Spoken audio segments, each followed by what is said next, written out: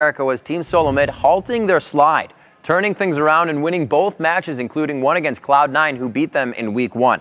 This is only their second victory over Cloud9 in 16 games. And the question is their new coach the reason?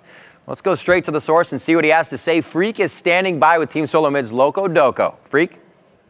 Thank you very much, Riv. What's up, guys? Locodoco here. Hello. You're awesome as always, man. So I got to ask you about how you're kind of shaping around TSM. First of all, crowd obviously thinks you're awesome. But one thing I saw is that you're keeping your team off social media unless they do well on the weekends. Tell me about this.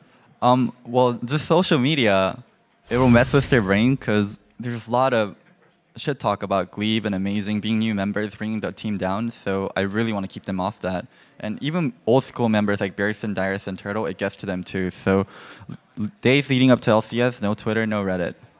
All right, it seems like it's working for you guys. So the next question, you also mentioned you're changing sort of their sleeping schedule. You like pouring water in their bed at 9 in the morning? He's throwing spiders at them. What's the deal? Well, I just want our computers off at 1 a.m. and people up by 9 so we can go walk in the beach in the morning. They try to go around the rules a bit, like play Hearthstone in their bed, stuff like that. But we're getting there.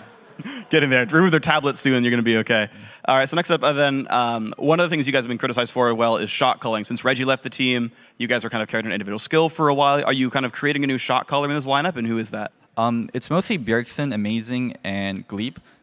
Bjergsen has the most, he doesn't have the most experience, but out of the talkative members, he has the most experience, so he does most of the mid-late game shot calling. And Glebe and Amazing do a lot of early game shot calling. Glebe is really talkative, so I'm building him into a main shot calling role. But right now, he doesn't have the experience to completely take over, so Bjergsen's doing majority of the mid-late game stuff. So we'll see that transition in a couple of weeks, and that's kind of interesting. Next up, then, speaking of Glebe as well and his lane mate Wild Turtle, you guys, or those two specifically, like really stepped up last week, and they had their best performances of the year. Why is it that happened, and then how do you keep them at this level? Just straight up, Turtle's so freaking good. I think he's one of the best ADs in North America. He's been slumping a bit because he has a habit of throwing when the team doesn't do well, but when the team does well, he doesn't have that pressure, and he just carries. And Glebe, he's someone that's always working hard and just a good support in general. I've been doing with him a lot and pointing out little stuff, so his laning is getting better. And his mid and late game, it's always been good. It was just he was so nervous the first 3 weeks that he didn't play well. All right, so final question for you, Locodoco. You face Dignitas and Evil Geniuses this week. Dig's in #1 right now, and Evil Geniuses also, they've gotten a new player to help their shot calling cohesion. So how's this week going to go for you guys? 2-0, easy. All right, I heard you have a bet with Scarra about this match as well. Oh yeah, the loser gets the bowl cut.